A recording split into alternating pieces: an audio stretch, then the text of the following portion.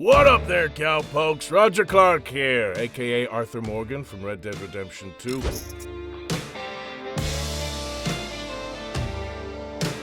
So, gosh, yeah, there's loads to talk about here. Your friend? Why would I do that? Come on, Milton! It's over. No more bargains, no more deals. And I remember when we were shooting this scene. Now, typically, we weren't in a bank. All of our sets were built from scaffolding and pipes, you know, so everything would be dimensionally accurate, but you didn't know you didn't know what it actually looked like until you went to an animator and asked them. And then more often than not, they would bring you to a monitor and they'd go, yeah, that's what it looks like.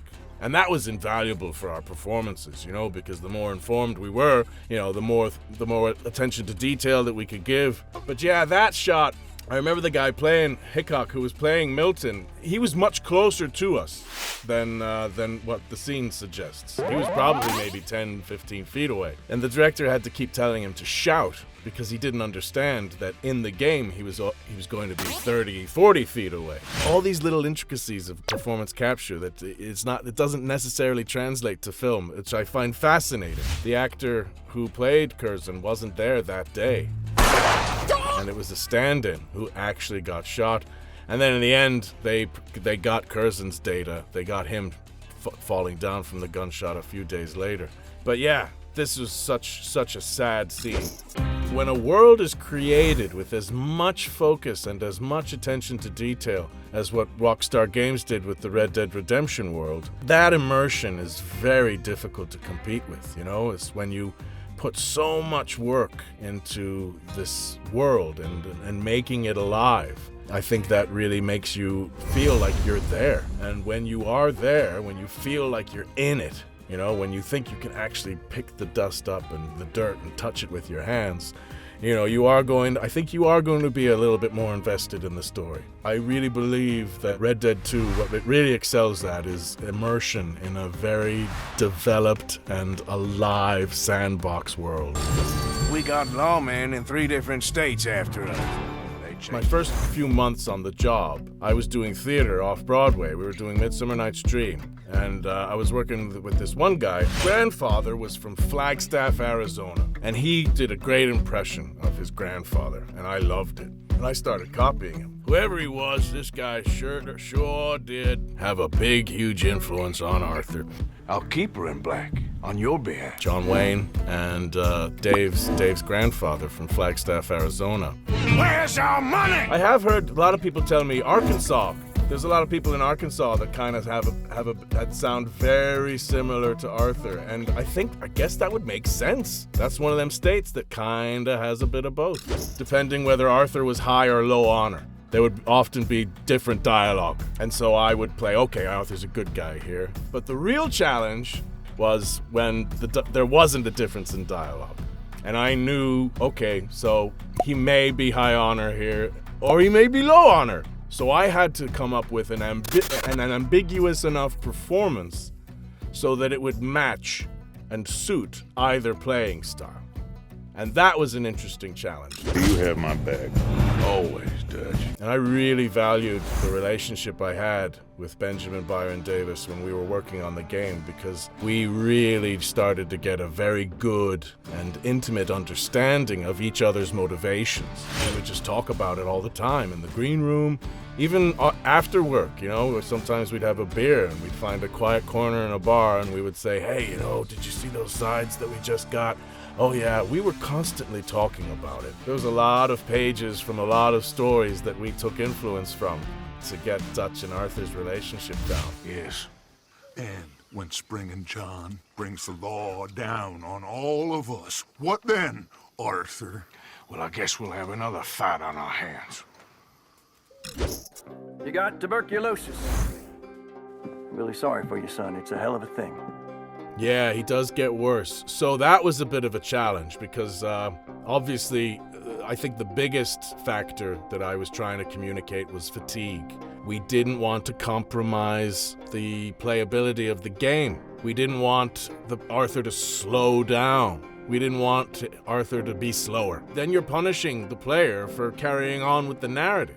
And what was also a bit of a challenge is I for the life of me, I couldn't find any audio of people suffering from tuberculosis, because by the time they had that technology, it was a cure. But I did find some. I did find a bit of audio. Unfortunately, there was a bit of a TB epidemic in India in the 1940s, and I was able to catch some of their audio. So I took pages from all of those things to communicate Arthur's sickness. And then again, a lot of the times the animators and the director were invaluable to me, because we didn't shoot in sync. So I often had to ask, how sick is Arthur here? Well, leaving love aside, you think we got this? Where in the story is this? They would tell me. You know we have a good doctor in town.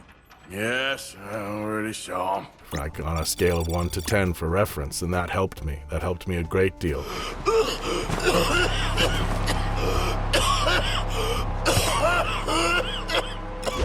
I had a son once, years ago. Oh, what was his name? Isaac. What happened? I got there one day and saw 2 crosses outside, and I knew right away. Turned out some bastards had come through, robbed him, and shot him dead, and offered $10. It hardened me, feeling that kind of pain. But I know now that Ooh, you don't such, get to such, live oh a bad man. life and have That's good crazy things too, happen to because I think once you hear that, all I can do now is try and make some things all this other stuff starts to make more sense. Like, at the beginning of the game, Arthur has a bit of animosity towards John. And at first, you don't properly understand why. I mean, what does Arthur care if John decided to abscond for a year, But now, after we hear this, then we understand. Arthur had a son, too. And Arthur would give anything to have that son back.